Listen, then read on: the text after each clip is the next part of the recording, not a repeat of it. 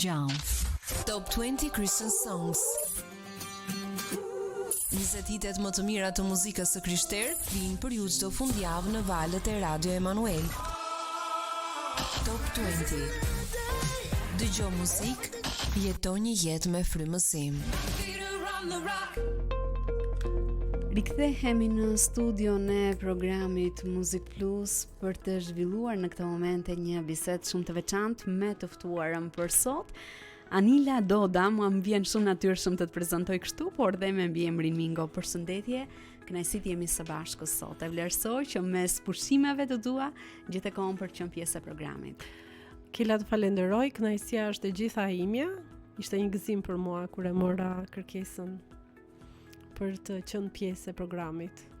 Më trego pak si ke kaluar për gjatë këtyre ditëve. Je momentalisht për gjithë ata që ndoshta nuk e din, jeton së bashku me familjen në Shtetet e Bashkuara të Amerikës dhe je këtu për pushime si shumë shqiptar të tjerë të cilët janë rikthyer për gjatë këtij muaji për të pushuar, për të takuar familjen, miqtë dhe njerëzit më të dashur. Si po kalon për gjatë këtyre ditëve? Kanë qenë ditë shumë të mira, ditë ku kam takuar një pjesë të kam takuar familjen patjetër, kam takuar një pjesë të miqve, të shoqeve, por kam akoma ende shumë pa takuar. Kështu që shpresoj që të takoj të gjithë ata që kam shumë për zemër e që më ka marrë malli shumë. Por që kthimi në vendlindje gjithmonë sjell shumë kujtime, nostalgji, edhe emocione shumë të veçanta.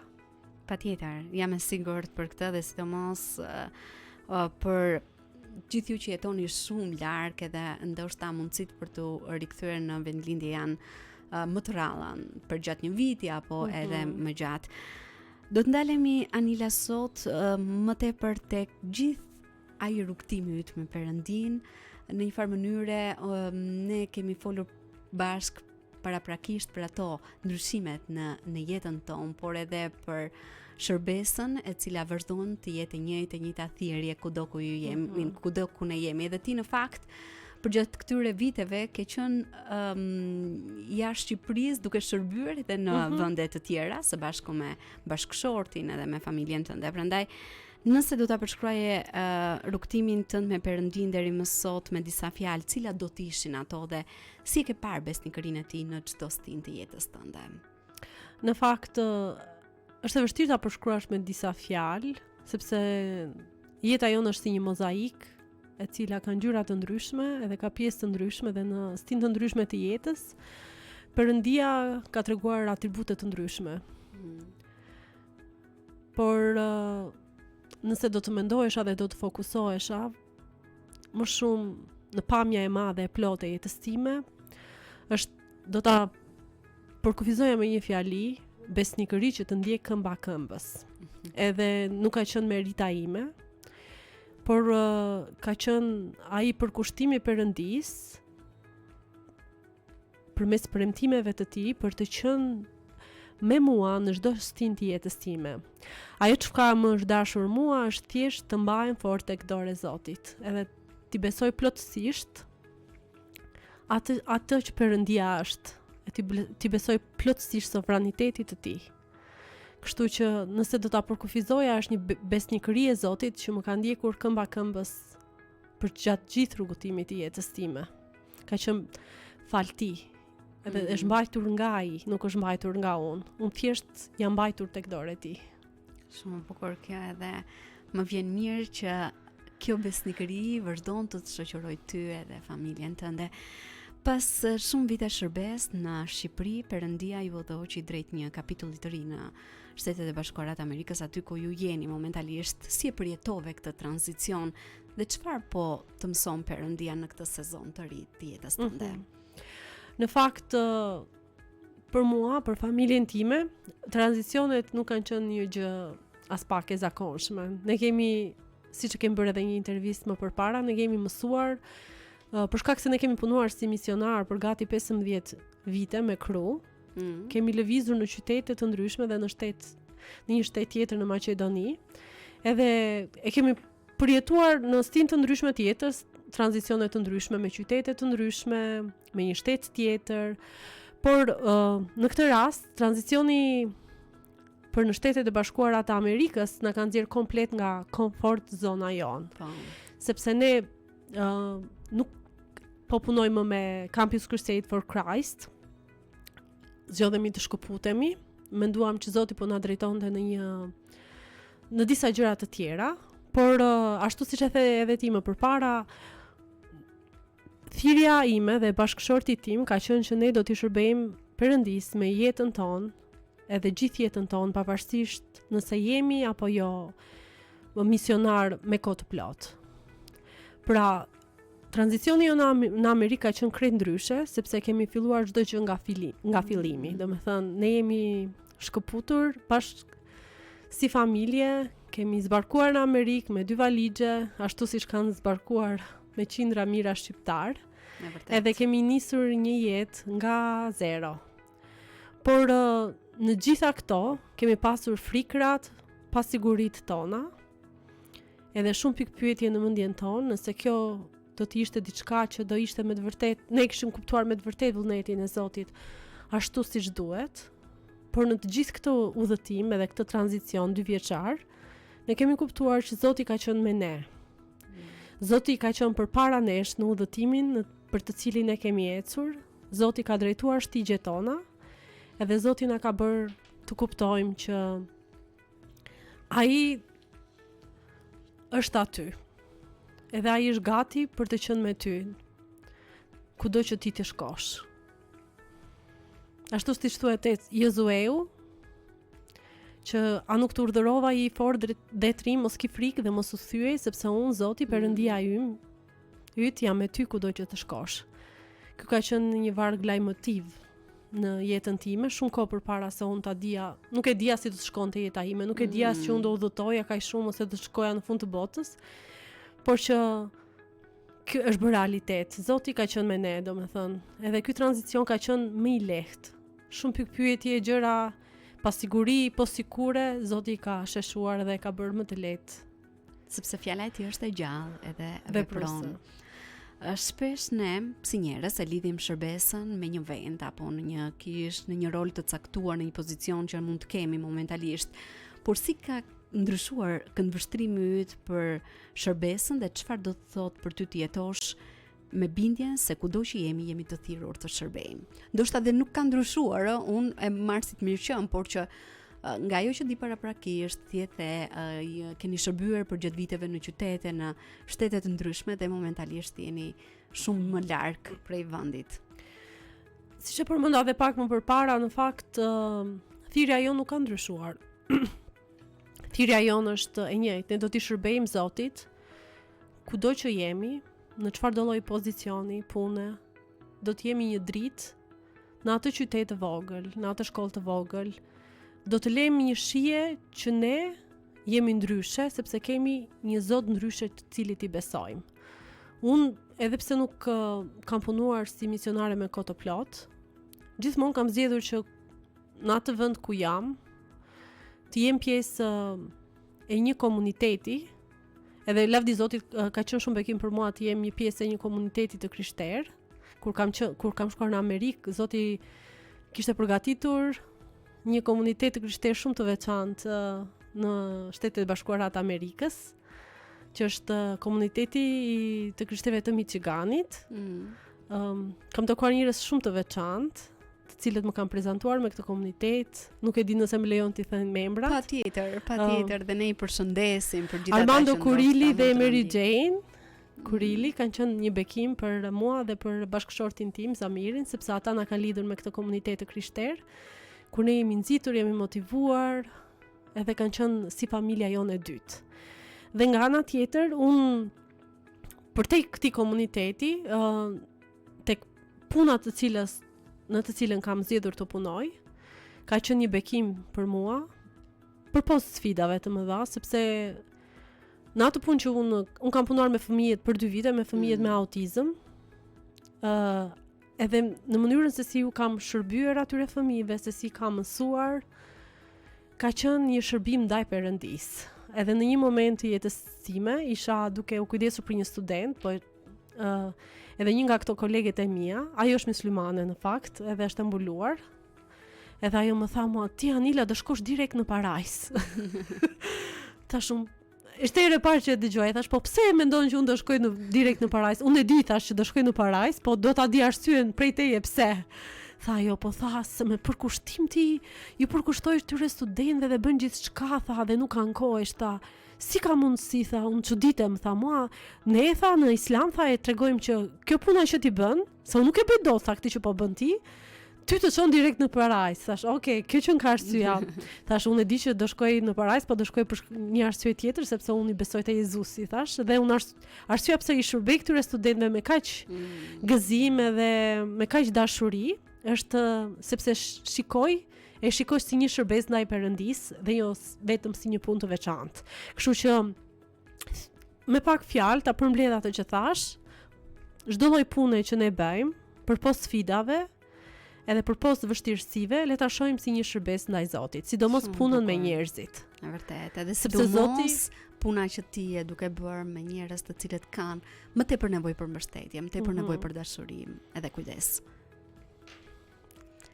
Anila, ne do të kemi një shkëputje shumë të shkurtër muzikore për të rikthyer vetëm pas pak në studio dhe për të vazhduar këtë bisedë kaq të veçantë dhe për të zbuluar ndoshta më tepër detaje nga shërbesa jote, nga puna jote dhe nga gjithçka që je duke realizuar në Shtetet e Bashkuara të Amerikës, por në këtë moment unë ftoj të ndiqni këngën më të fundit të realizuar nga Alban Telaj, më kujto mua, dhe rikthehemi vetëm pas pak me Anilën në studio.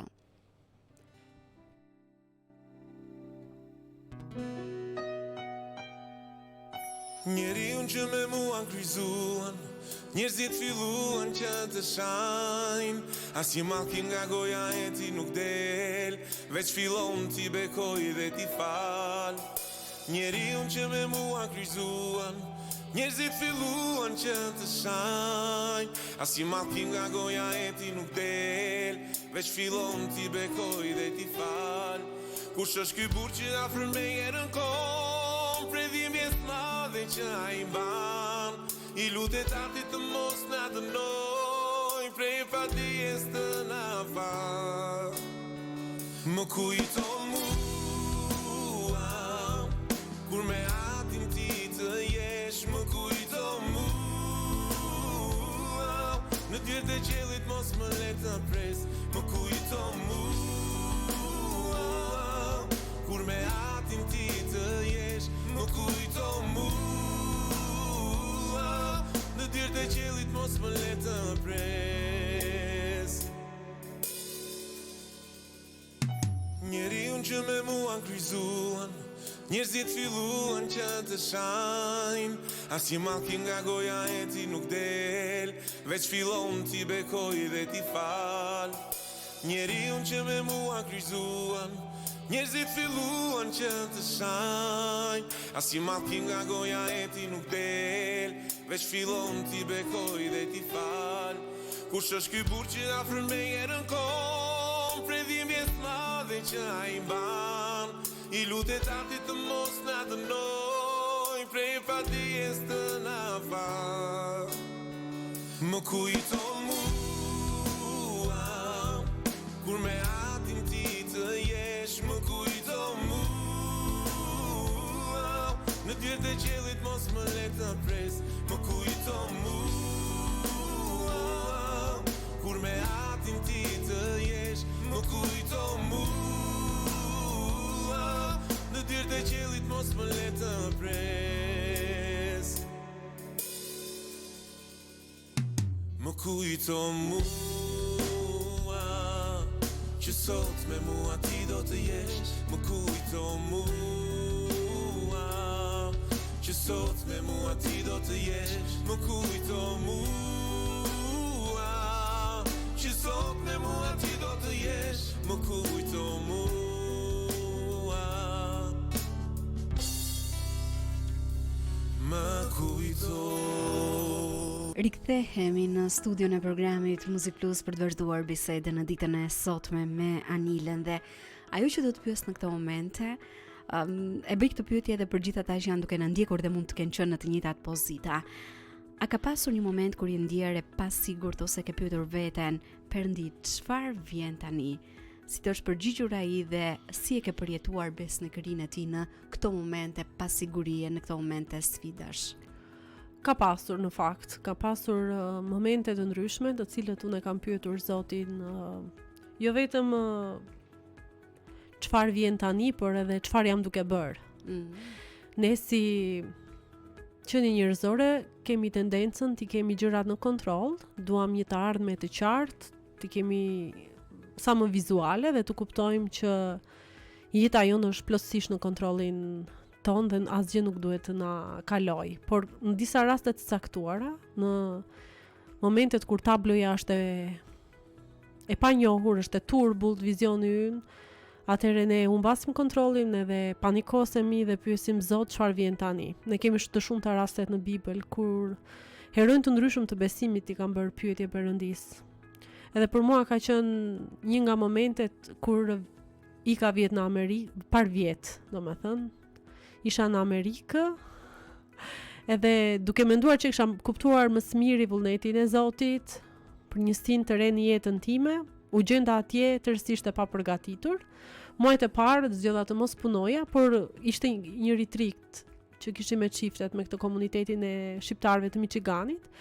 Edhe unë duke menduar sa e pasigurt edhe sa e paqartë duke i ardhmja ime, pa e ditur drejtimin të cilin do ta zgjidhja, isha duke pyetur Zotin edhe isha përballë liçenit, duke menduar, duke medituar dhe lot në mënyrë të pa vullnetshme për rritnin në faqet e mia dhe po thoja, Zot, po tani çfarë vjen?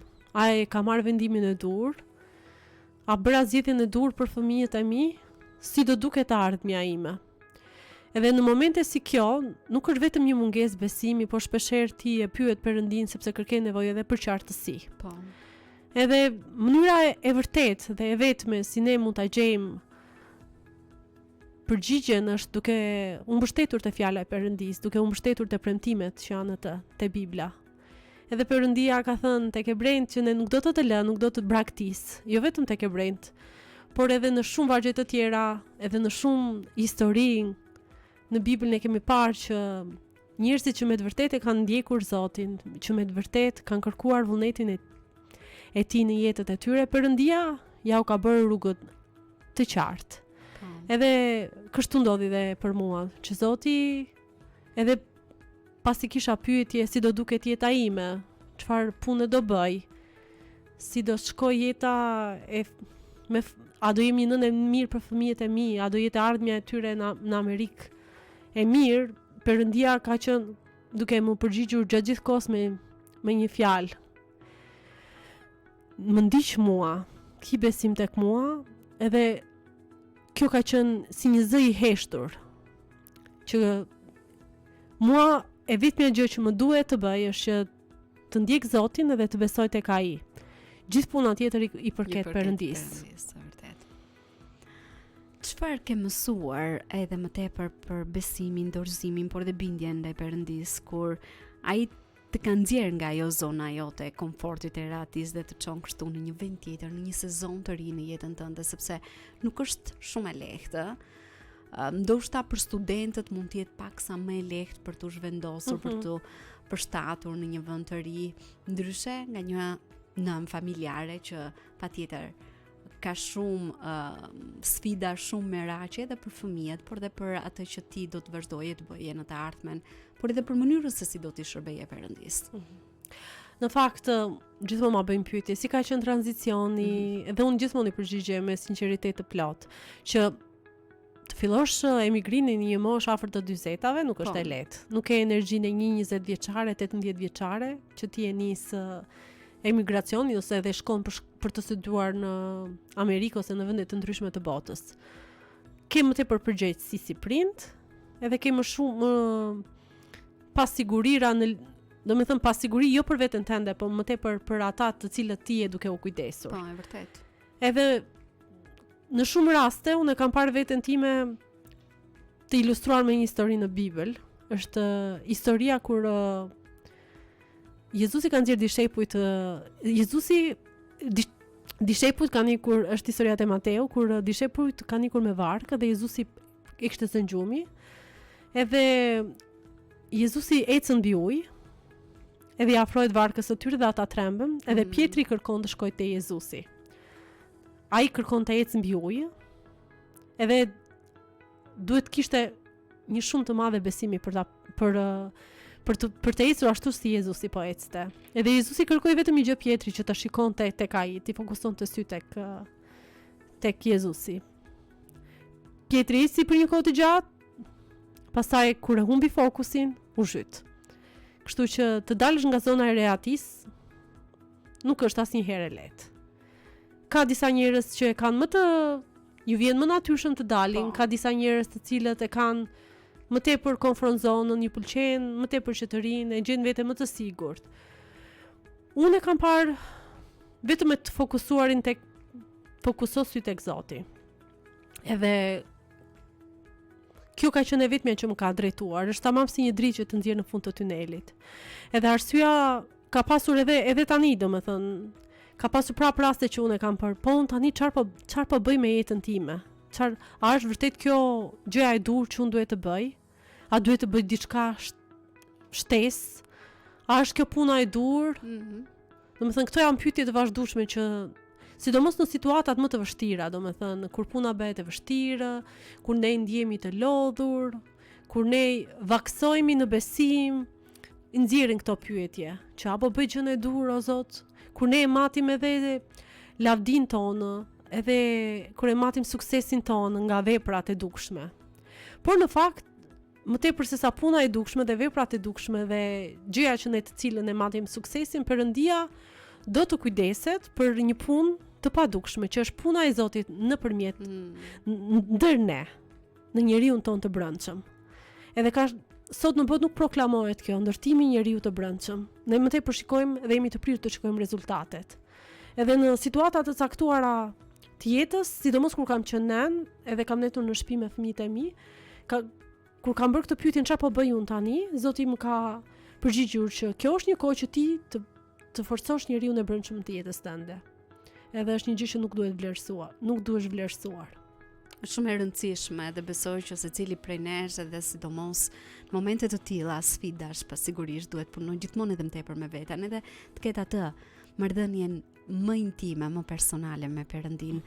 Dhe për ata Anila që janë duke na ndjekur dhe ndoshta po kalojnë një ndryshim të madh në jetën e tyre, qoftë edhe ndoshta një zhvendosje, një fillim të ri apo një mbyllje kapitulli, çfarë do të thoshe duke u nisur nga përvoja jote?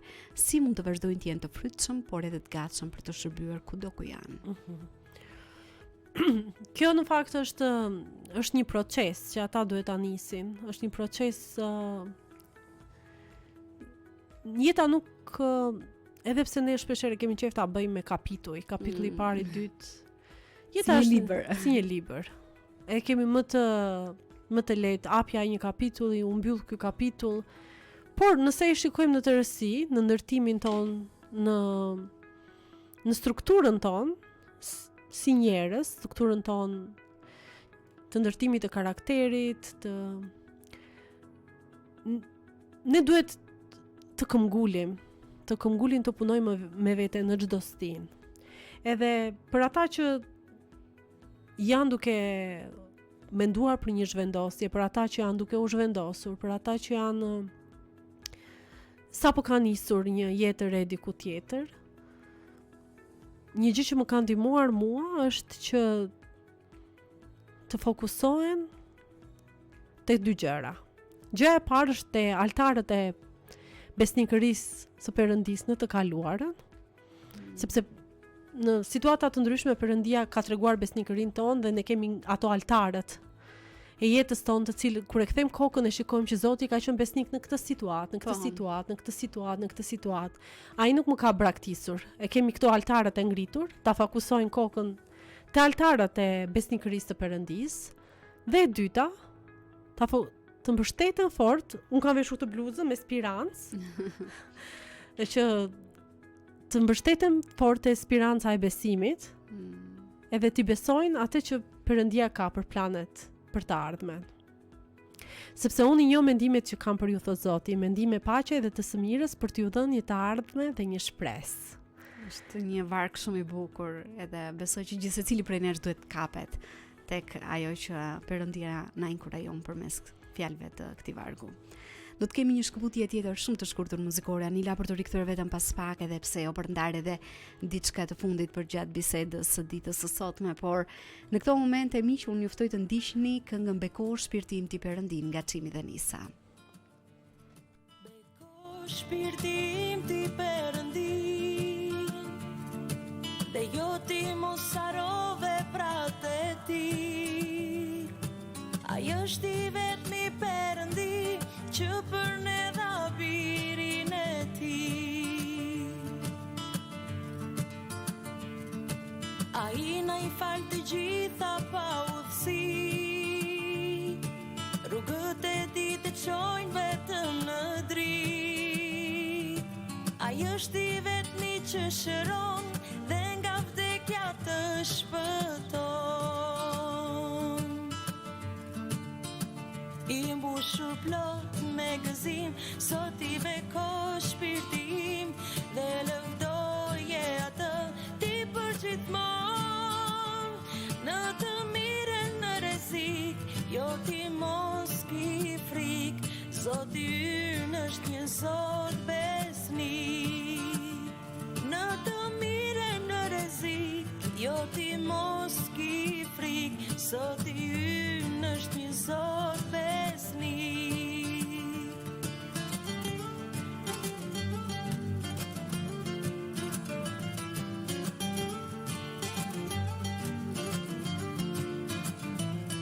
Beko shpirti im ti Perëndin, dhe jo ti mos haro veprat e ti.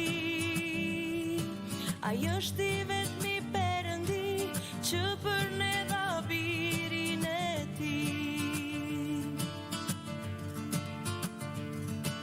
Ai na i fal të gjitha pa udhësi, rrugët e tij të çojnë vetëm në dritë. Ai është i vetmi që shëron dhe nga vdekja të shpëton.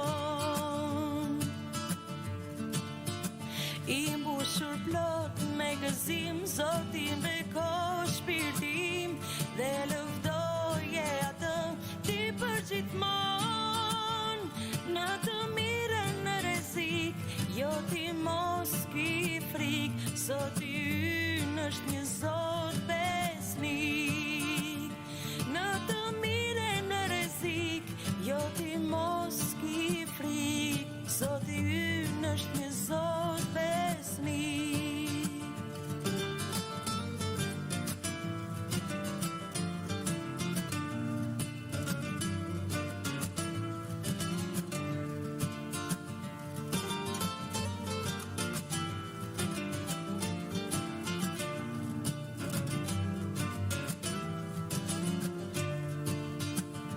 Në të mirën në rrezik, jo ti mos ki frik, Zoti ynë është një Zot besnik.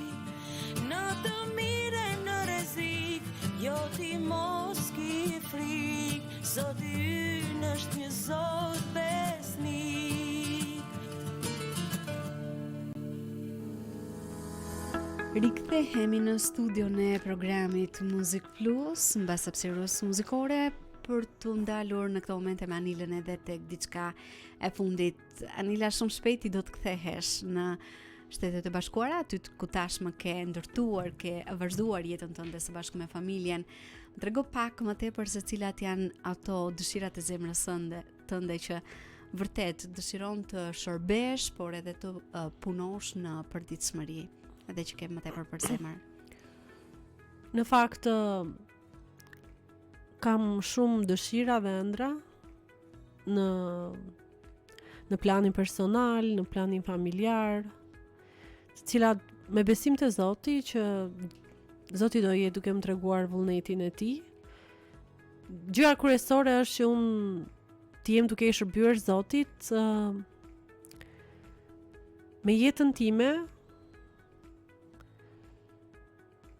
në atë që kam pasur ëndër të bëj. Unë kam shumë dëshirë, siç e shpjegova pak në fillim, më pëlqen shumë E kam pasur si thirrje të brendshme punën me fëmijët me autizëm, por jo vetëm. Më pëlqen shumë të punoj edhe me prindrit e fëmijëve me autizëm, sepse neve e anashkalojmë, domethënë, sidomos në Shqipëri nuk është shumë e njohur puna, po edhe në Amerikë nuk është shumë e njohur kjo ideja e të punuarit për t'i mbikëqyrur edhe për t'i ndihmuar, inkurajuar prindrit e fëmijëve me autizëm, sidomos ata që janë jo verbal, që kanë një autizëm më të rënd.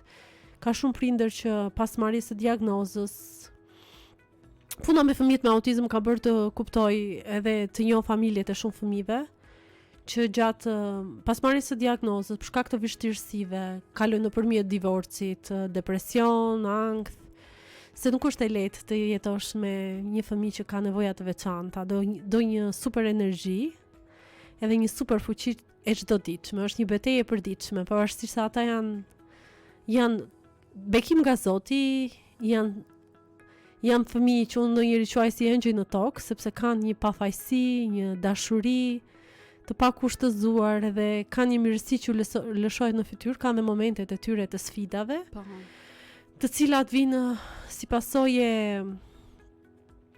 e mënyrës se si ata e perceptojnë botën, që është shumë ndryshe nga jona. Ka shumë prindër të cilët kanë nevojë për t'u kujtuar edhe për të qenë pranë tyre, për të kujtuar që Zoti është me ta, pavarësisht sfidave të përditshme që janë duke kaluar, për të pasur një mbështetje edhe për t'u kujtuar që nuk janë vetëm, ka dhe të tjerë, edhe në këtë udhëtim, edhe që më tepër për një nxitje, edhe për konsulta. Kjo është ideja ime. Ideja ime është që në të ardhmen, nuk e di, akoma nuk të kem një plan për të vazhduar masterin, të cilë drejtimi nuk e dia akoma si do jetë, por do jetë diçka që ka të bëjë me lidhje me autizmin, qoftë me fëmijët, por qoftë edhe me prindrit. E dyta është të përkushtohem me familjen time, të jem duke, sepse në arsyeja kryesore pse emigruam ishte për një të ardhme më të mirë për fëmijët. Edhe gjithmonë brezi i parë që shkon në emigrim është i djegur, por që të jem ndihmë dhe bekim, të mësoj fjalën e Zotit fëmijëve të mi, që ata të jenë duke ndjekur rrugën e Zotit edhe në kudo që të jenë, domethënë. Kjo është arritja ime më e madhe, është të shoh fëmijët e mi të ndjekin Perëndin me besnikëri. Edhe kjo është ëndra ime më e madhe që kam përpos çdo arritjeje. Edhe kjo është kjo pjesa tjetër, domethënë është që të ndihmoj shumë bekimin në çdo gjë që ti dëshiron të realizosh, sepse e di që ti do të vazhdosh të jesh një bekim për ata njerëz, për fëmijët, për prindrit e tyre. Dhe jam e sigurt që me vullnetin dhe dëshirën e mirë që ke do t'ja dalësh me shumë sukses. Anila, pak nga pak po mbrim në fund të bisedës sonë në studio, prandaj në fund të kësaj bisede, cili është mesazhi që dëshiron të mbetet në zemrat e dëgjuesve për sa i përket besnikërisë së Perëndisë dhe thirrjen tonë për të shërbyer pavarësisht vendit apo stinës së jetës ku ne ndodhemi momentalisht. Në fakt mesazhi është i thjeshtë, është mesazhi të cilën Zoti e ka bërë të qartë dhe ka gdhendur në jetën time. Unë e përmenda më së pari, libri im i preferuar në Bibël është Josueu, është nga Dhjata e Vjetër, është një libër që tregon për betejat e Josueut për të fituar tokën e premtuar. Edhe shpeshherë këtu në Shqipëri, toka e premtuar për shumë shqiptar ka qenë Amerika. Edhe sot, në ditët e sotme, toka e premtuar për shumë të rinj shqiptar është emigrimi. Është një vërtetë e trishtueshme, por është një realitet. Edhe atë që dua të them është që betejat, ata do hasin, ne do hasim shumë beteja në jetën tonë. Dhe Zoti e tregon besnikërinë e tij në betejat tona, shpesh duke na udhëhequr me një re, shpesh duke na udhëhequr me shtylla zjarri, të padukshme, janë gjithmonë metaforike.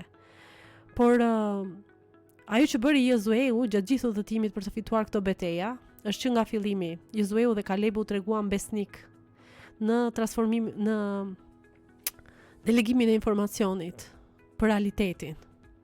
Është besnikëria, vërtetësia, integriteti. Janë disa cilësi të karakterit të cilat, sidomos kur punon në punë laike, është ku ti përballesh me korrupsion, është e vështirë ti ruash, por nëse të mbështetesh fort te Perëndia, edhe te fjala e tij, ti e ke shumë të lehtë ti rikujtosh vetes se këto nuk janë cilësi të ralla, por janë cilësi që Zoti i kërkon në jetën tonë. E para. E dyta është një konsistencë e vazhdueshme. Betejat të cilat Josueu përball ishin të vazhdueshme. Domethënë nuk ishin vetëm betejat fizike, por ishin edhe betejat me me popull, le të themi me ankesat e popujve me të cilat u përball edhe Mojsiu, janë beteja të brendshme të personit. Beteja jonë mund të jetë edhe me njerëzit e shtëpisë, mund të jetë edhe me kolegët e punës, me shokët, me miqt, domethënë me mënyrën se si ne i duam, i trajtojmë, me mënyrën se si ne paraqisim marrëdhënien tonë me ta, por që në të gjitha këto të kemi një konsistencë të ndërtojmë të gjithë këtë bindje biblike, të gjithë këtë në një bindje biblike, domethënë duke u mbështetur në të vërtetat e Perëndis. Edhe mos mbështetemi në gjykimin tonë. Edhe ajo që ne na takon, atë që kemi ne në dorë është të mbahemi fort. Të mbahemi fort te dora e Zotit, te premtimet e Tij, edhe besnikëria jonë te fjala e Perëndis. Të gjitha pjesa tjetër e betejës është e Perëndis. Çfarë ju desh Josueu, domethënë betejën përfundimtare të cilën ai mori qytetin e tij të premtuar, ata vetëm ecën 7 herë në muret e qytetit, edhe i ran borjeve dhe ato muret e qytetit u rrëzuan. Shpeshherë disa beteja në mendjen tonë janë shumë më të mëdha se sa janë në realitet. Ne i përsëritim edhe fokusohemi kaq shumë në madhësia e betejës sa harrojmë madhështinë e Perëndis.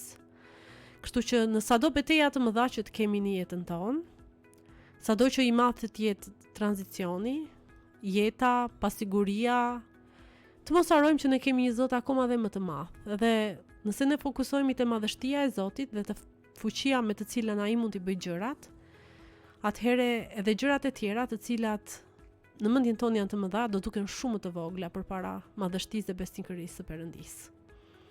Nila, vërtet të falenderoj për gjithçka që ndave në ditën e sotme, ke qenë një inkurajim për mua personalisht dhe jam e sigurt edhe për gjithë ata që kanë pasur mundësi për të na ndjekur në ditën e sotme. Të uroj të kalosh ditë bukura këtu së bashku me miq, me familjarët e tu, edhe pse jo, atje ku do të kthehesh, të realizosh gjithçka që ti dëshiron dhe vullneti Perëndis të bëhet në jetën dhe familjen tënde. Faleminderit, shumë faleminderit, edhe bekimet e Zotit qofshin mbi ju. Edhe kjo Radio Emanuel, qoftë një radio e cila do të ndikojë edhe do depërtojë në shumë jetë njerëzish. Me fjalën dhe të vërtetat e Perëndis. Faleminderit për ftesën, Kela. Faleminderit dhe ty Anila, ne do të kemi një tjetër shkëputje muzikore për të rikthyer së bashku miq vetëm pas pak, por në këtë moment ju ftoj të ndiqni këngën Për ulem nga Kisha Ungjëllore Libonik Maliq.